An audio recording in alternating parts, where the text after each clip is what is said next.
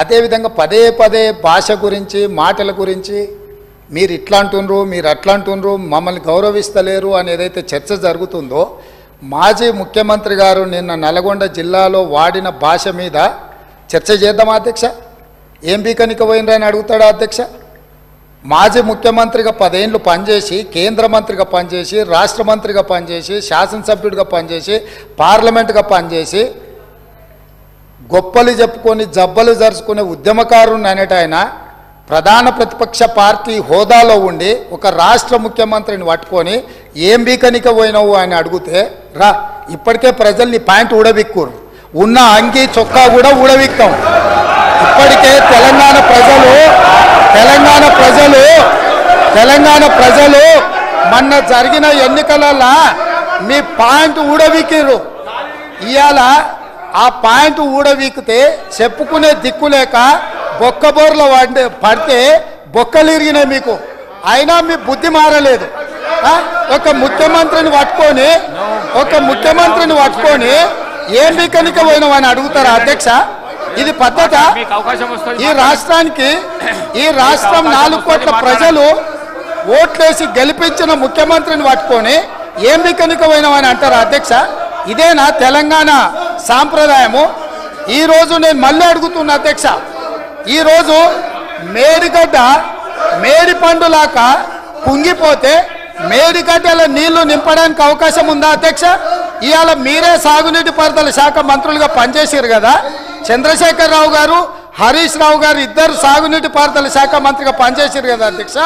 ఈరోజు వాళ్ళకే పెత్తనం ఇస్తాం, వాళ్ళనే చేయమని ఉండ్రి. ఈరోజు ఏ రకంగా మేడిగడ్డలో నీళ్లు నింపుతారో, మేడిగడ్డ నుంచి నీళ్ళు ఎత్తి అన్నారంలో పోస్తారో, అన్నారంలో నుంచి సుందీలలో ఎట్లా పోస్తారో బాధ్యత వాళ్ళని తీసుకోమని ఉండ్రి అధ్యక్ష.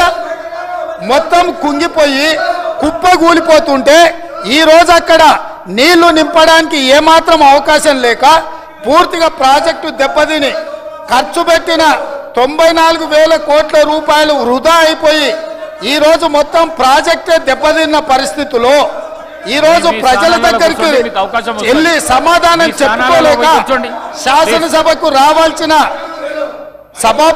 ఉపనాయకుడు ఇక్కడ సభలోకి రాకుండా పారిపోయి ఈరోజు చర్చ చేద్దామంటే రాకుండా ముఖ్యమంత్రి గారిని పట్టుకొని ఇట్లా మాట్లాడొచ్చా అధ్యక్ష? అందుకే నేను ఒకటే మాట అడుగుతున్నా, మీరు ఇవాళ చర్చకు సిద్ధమైతే పిలువండి.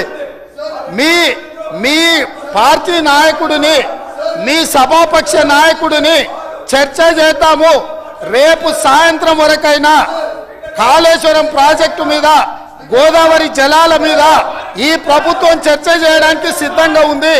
పారిపోయి ఫామ్ హౌస్లో వండుకొని ప్రతిపక్షాలుగా బాధ్యత నుంచి తప్పించుకొని మీ అవినీతి బయటపడుతుందని, కాళేశ్వరంలో మీ దోపిడీలో జైలుకి వెళ్లాల్సి వస్తుందని కేసీఆర్ను చంపుతారా అంటారు.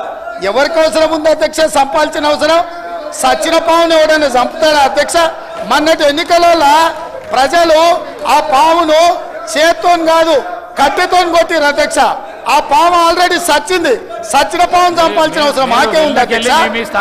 ఈ రోజు సానుభూతి కోసము వీల్ చైర్ నాటకాలు, వీధి నాటకాలు ఏంటి అధ్యక్ష? ఇది ఈ రోజు ఈ సభలో చర్చ చేయడానికి ప్రభుత్వం సిద్ధంగా ఉంది.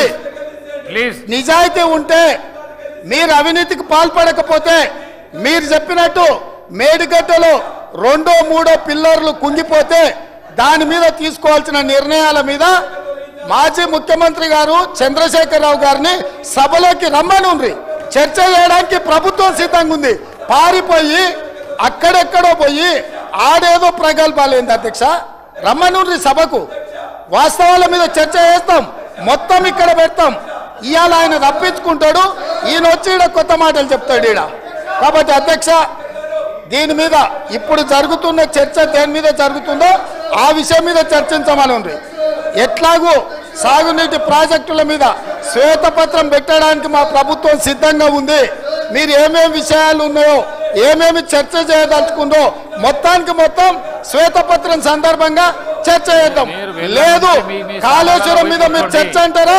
దానికోసం ప్రత్యేకంగా తమ సమయం కేటాయించండి. కాళేశ్వరం మీద చర్చ చేయడానికి మేము సిద్ధంగా ఉన్నాం అధ్యక్ష. కడియం శ్రీహరి గారు.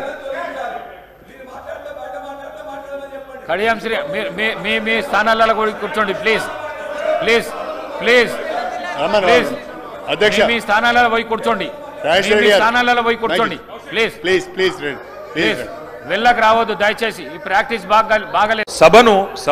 సభ బిజినెస్ ను దయచేసి నడిపే క్రమంలో గౌరవ మంత్రులు మేమేదైనా తప్పు మాట్లాడినా మేమేదైనా మాట్లాడకూడని మాట్లాడినా తప్పు మాట్లాడినా సవరించే అధికారం వారికి ఉంది. వారు ఇంటర్వ్యూన్ కావచ్చు, కరెక్షన్ చేయవచ్చు. కానీ దయచేసి తమరిని కోరేది, ఇక్కడ ప్రతిపక్షంలో మేము 39 మంది ప్రధాన ప్రతిపక్షంలో ఉన్నాం, వాళ్ళు 64 మంది ఉన్నారు. మరి వారికేమో సభ్యులు లేచినా మీరు సమయం ఇస్తున్నారు, వారు వ్యక్తిగతంగా దూషించినా నోటికొచ్చినట్టు మాట్లాడినా మీరు కనీసం మళ్ళీ మాకు అవకాశం కూడా ఇవ్వట్లేదు. ముందు మొదలు డిమాండ్ సార్, దయచేసి కడియం శ్రీహరి గారి పట్ల వారు చేసిన అనుచిత వ్యాఖ్యలను తొలగించండి రికార్డుల నుంచి, దయచేసి వారిని ఉపసంహరించుకోమని చెప్పి కూడా నా విజ్ఞప్తి నెంబర్ 1. రెండవది సార్, వారు ఉప ముఖ్యమంత్రిగా పనిచేసిన పెద్దలు, దాదాపు 15 ఏళ్లు మంత్రిగా పనిచేసిన సీనియర్ నాయకులు గౌరవనీయులు పెద్దలు కడియం శ్రీహరి గారి పట్ల వాళ్ళ రాజగోపాల్ రెడ్డి గారు చేసిన వ్యాఖ్యలు సబబు కాదు సార్, దాన్ని దయచేసి తొలగించాలి రికార్డుల నుంచి అనేది నెంబర్ వన్ సార్. రెండవది రాజగోపాల్, మీరు కూడా ఒకటి సార్ ఒక విషయం మాకు క్లియర్గా చెప్పండి. మా సభ్యులు లేచి అడిగితే మరి సభ్యులకైతే ఒకటే హక్కు ఉంటుంది సార్, అందరి సభ్యులకు 119 మంది సభ్యులకు ఒకటే రకమైన హక్కు ఉంటుంది.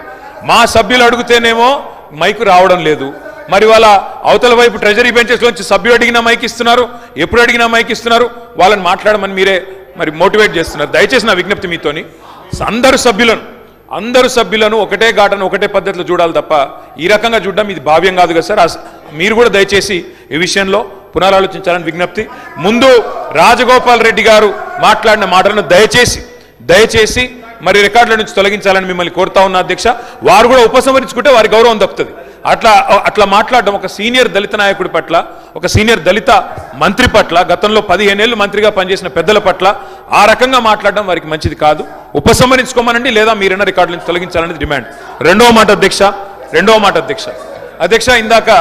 ఇందాక నాకు మీరు మైక్ ఇవ్వలేదు, ఇప్పుడు ఇచ్చినారు అనుకుంటున్నాను. దానికోసమే ఇందాక పొన్నం ప్రభాకర్ గారు మాట్లాడినప్పుడు నేను వారంటే నాకు గౌరవం ఉంది అధ్యక్ష. పొన్నం ప్రభాకర్ గారు నేను 2009 నుంచి కలిసి పనిచేసిన సహచరులు. ఆనాడు వారు ఎంపీగా, నేను ఎమ్మెల్యేగా మొదటిసారి గెలిచినాం, అప్పటి నుంచి కలిసి పనిచేసినాం. కానీ సత్యదూరమైన మాటలు చెప్తుంటే, వాస్తవానికి విరుద్ధమైన మాటలు చెప్తుంటే బాధతో తప్పకుండా అన్నాం అధ్యక్ష. కానీ వారు కూడా గౌరవ మంత్రి వారు, ఈరోజు గౌరవ మంత్రి గారు తప్పకుండా ఆలోచించాలి, మాట్లాడేటప్పుడు 1-2 సార్లు ఆలోచించాలి. ఇవాళ వారి నియోజకవర్గంలో హుస్నాబాద్లో గౌరవెల్లి అనే రిజర్వాయర్ పూర్తయి ట్రయల్ రన్ అయిన మాట వాస్తవం కాదా అధ్యక్ష? ఇవాళ హుస్నాబాద్లో ప్రజలకు తెలియదా? వేములవాడ నియోజకవర్గంలో మలకపేట రిజర్వాయర్ మొత్తం పూర్తయి అందులో 1 TMC నీళ్లున్న మాట వాస్తవం కాదా అధ్యక్ష? ఇవాళ కాళేశ్వరం గురించి మాట్లాడి అదేమి జరగనట్టు నేను మేడిగడ్డకు పోయి వచ్చి మా మీద బురద జల్లే ప్రయత్నం ఏదైతే చేస్తున్నారో అధ్యక్ష, నేను గౌరవ సభ్యులకు తమరి ద్వారా తెలియజేసేది అధ్యక్ష ఒకటే ఒక్క మాట అధ్యక్ష. కాళేశ్వరం అనేది ఒక బరాజ్ కాదు అధ్యక్ష. కాళేశ్వరం అంటే 3 బరాజులు, 15 రిజర్వాయర్లు, 21 పంప్ హౌజులు, 19 సబ్ స్టేషన్లు, 203 కిలోమీటర్ల టన్నల్స్, 1531 కిలోమీటర్ల గ్రావిటీ కాలువలు, 141 TMCల స్టోరేజ్ కెపాసిటీ, అదేవిధంగా 240 TMCల యూటిలైజేషన్. శ్రీహరి గారు ఏమన్నారు అధ్యక్ష? శ్రీహరి గారు ఒకటే మాట అన్నారు, స్టెబిలైజేషన్ కూడా తీసుకోవాలి ఒక ప్రాజెక్టులో. కొత్తగా 97,000 కూడా నీళ్ళు ఇయ్యలేదని మాట్లాడితే స్థిరీకరించబడ్డ ఆయకట్టు ఎంత అని అధికారిని అడుగుతుంటే ముఖ్యమంత్రి గారు మాట్లాడనీయలేదన్నారు. గొప్ప ఉదాహరణ నా నియోజకవర్గం అధ్యక్ష. మా దగ్గర అప్పర్ మానేర్ అనే ప్రాజెక్టు నిజాం టైంలో కట్టినారు అధ్యక్ష, 45లో కట్టినారు. ఆ అప్పర్ మానేర్ అనే ప్రాజెక్టు కోసం ఆనాడు రాజశేఖర రెడ్డి గారి ఆనాడు ప్రభుత్వం ఉన్నప్పుడు కూడా పాదయాత్రలు జరిగినాయి. దాన్ని ఎప్పటికప్పుడు స్థిరీకరించాలని నింపాలనే ప్రయత్నాలు జరిగినాయి. కానీ ఎప్పుడు నింపబడ్డది అధ్యక్ష? మొత్తానికి మల్లన్న సాగర్ కట్టిన తర్వాత మల్లన్న సాగర్ నుంచి వచ్చే కాలువ ద్వారా ఎప్పుడైతే కూడవెల్లిలోకి నీళ్ళు వచ్చినాయో, కూడవెల్లి వాగులోకి ఈరోజు ఏప్రిల్లో ఎర్రటి ఎండల్లో కూడా మా మిడ్ మానేరు మా అప్పర్ మానేరు ఎండుతున్న మాట వాస్తవమా కాదా? మా కరీంనగర్ జిల్లా శాసనసభ్యులు వారికి తెలుసు అధ్యక్ష, శ్రీధర్ బాబు గారికి, పొన్నం ప్రభాకర్ గారికి. అందుకే ఆ బాధతోనే మేము చెప్పింది, గౌరవెల్లి అయినా, మలక్పేట్ రిజర్వాయర్ అయినా, అదేవిధంగా మా అప్పర్ మానేర్ అయినా, స్థిరీకరించబడ్డ సింగూర్ అయినా, స్థిరీకరించబడ్డ నిజాం సాగర్ అయినా, SRSP పునరుజ్జీవమైనా, ఇవన్నీ కూడా కాళేశ్వరం ద్వారా జరిగిన మాట వాస్తవం అధ్యక్ష. అందుకే గౌరవ మంత్రి గారిని, ప్రభాకర్ గారంటే నాకు గౌరవం, ఎందుకంటే ఉద్యమ సహచరుడు. ఆనాడు పార్లమెంట్లో వీరోచితంగా పోరాడింది కాబట్టి మా నాయకుడు కేసీఆర్ గారు కూడా కరీంనగర్లో, ఇక్కడ అక్కడ కాదు అధ్యక్ష, కరీంనగర్కి వచ్చే బహిరంగ సభలోనే వారిని అభినందించారు. కాబట్టి మాకు అట్లాంటి మంత్రి గారిని అగౌరవపరిచే కుసంస్కారం లేదు. కానీ మంత్రి గారు కూడా వాస్తవాలు చెప్పాలి అధ్యక్ష. గౌరవెల్లి పూర్తయిన మాట వాస్తవం, NGT స్టే ఉన్న మాట వాస్తవం, మలక్పేట పూర్తయిన మాట వాస్తవం, ట్రయల్స్ జరిగిన మాట వాస్తవం. కాళేశ్వరంలో, ఇంత పెద్ద కాళేశ్వరంలో 3 బరాజులు, అదేవిధంగా 15 రిజర్వాయర్లు ఉండే కాళేశ్వరంలో ఒక్క బరాజులో 3-4 పిల్లర్లకు ఇబ్బంది జరిగితే దాన్ని రిపేర్ చేయండి. ఇప్పుడే మా గౌరవ పెద్దలు కడియం శ్రీహరి గారు డిమాండ్ చేసినారు, దాన్ని రిపేర్ చేయండి.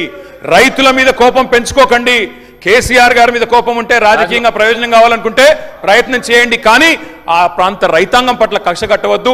నింపండి, మేడిగడ్డ నింపండి, కాళేశ్వరంలో పంపింగ్ స్టార్ట్ చేయండి. వాళ్ళ 5,000 క్యూసెక్ల నీళ్లు కిందికి పోతున్నాయి. ఇది రాజగోపాల్ రెడ్డి గారు. అధ్యక్ష, ఇప్పుడు నేను ఏమంటున్నా, అంత గొప్ప మనసున్న మనిషి కదా కేటీఆర్ గారు, అంత గొప్ప మనసున్న మనిషి. రాజగోపాల్ రెడ్డి గారు ఒక్క నిమిషం గౌరవ ముఖ్యమంత్రి గారు ప్లీజ్. అధ్యక్ష, గౌరవ ముఖ్యమంత్రి గారు సభకు వచ్చిన తర్వాత నిన్న మేడిగడ్డలో జరిగింది కానీ లేదా నల్గొండలో జరిగిన విషయాలపైన, కృష్ణానది జలాలపైన, గోదావరి నది జలాలపైన శ్వేతపత్రము పెడతామంటున్నారు. తప్పకుండా ఆ శ్వేతపత్రం చర్చలో మేమందరం కూడా పాల్గొంటాం అధ్యక్ష. అన్ని విషయాలను కూడా మనము చర్చించడానికి అవకాశం ఉంటుంది. కానీ ముఖ్యమంత్రి గారు వాడే భాష పట్ల మాకు అభ్యంతరం ఉన్నది అధ్యక్ష. ఇప్పుడు ఇక్కడ అధ్యక్ష, నేను ముఖ్యమంత్రి గారికి ఒక చిన్న సూచన. మీరు కాంగ్రెస్ పార్టీ ప్రెసిడెంట్గా ఉన్నప్పుడు ఎన్ని విషయాలైనా మాట్లాడవచ్చు, కాంగ్రెస్ పార్టీ ప్రెసిడెంట్గా ఎన్ని విషయాలైనా మాట్లాడవచ్చు, కానీ ముఖ్యమంత్రిగా తెలంగాణ రాష్ట్రానికి ప్రతినిధిగా, తెలంగాణ ప్రజలకు ప్రతినిధిగా నిండు శాసనసభలో మీరే సహనం కోల్పోయి మీరే వాడరాని భాషను మాట్లాడితే మీరు ఒక ఎగ్జాంపుల్ను సెట్ చేసినట్టుగా భావించవలసి వస్తుంది. ఇది మంచి పద్ధతి కాదు అధ్యక్ష. నేను ముఖ్యమంత్రి గారు సమయం పాటించాలని నేను కోరుతున్నా. వారికి ఓ ప్రధానమైన బాధ్యత ఉంటుంది, వారి పట్ల రాష్ట్ర ప్రజలకు గౌరవం ఉంటుంది. ఆ గౌరవాన్ని కాపాడుకునే విధంగానే ముఖ్యమంత్రి గారు మాట్లాడాలి తప్ప కోమటిరెడ్డి రాజగోపాల్ రెడ్డి యొక్క మాట్లాడితే బాగుండదు అధ్యక్ష అని ఈ సందర్భంగా చెప్పదలుచు. రాజగోపాల్ రెడ్డి గారు నా వ్యక్తిగతంగా నా పేరు తీసుకొని మాట్లాడండి. నేను వినండి ఒక మాట, రాజశేఖర రెడ్డి గారు ఇప్పుడు నా పేరు తీసుకొని మాట్లాడారు. ఏమని? నేనెవరినో చీట్ చేశానని, నేనెవరికో మోసం చేశానని. అసలు కాంగ్రెస్ పార్టీకి చీడ పురుగు నువ్వు, కాంగ్రెస్ పార్టీని చీట్ చేసింది నువ్వు, కాంగ్రెస్ పార్టీని నాశనం చేసింది గారు, Congress party legislative affairs minister గారు. ఇప్పుడు ఆపరేషన్ లేకుండానే మోకాళ్లకు ప్లాస్మా ట్రీట్మెంట్. మీ ఆర్థోపెడిక్ సమస్యలన్నిటికీ రోబోటిక్ టెక్నాలజీ ద్వారా తక్కువ ఖర్చుతో శాశ్వత పరిష్కారం. Free consultation. ప్రతి ట్రీట్మెంట్ పై 20% డిస్కౌంట్. ఈ ఆఫర్ కొద్ది రోజులు మాత్రమే. త్వరపడండి. V9 hospitals 9281465842.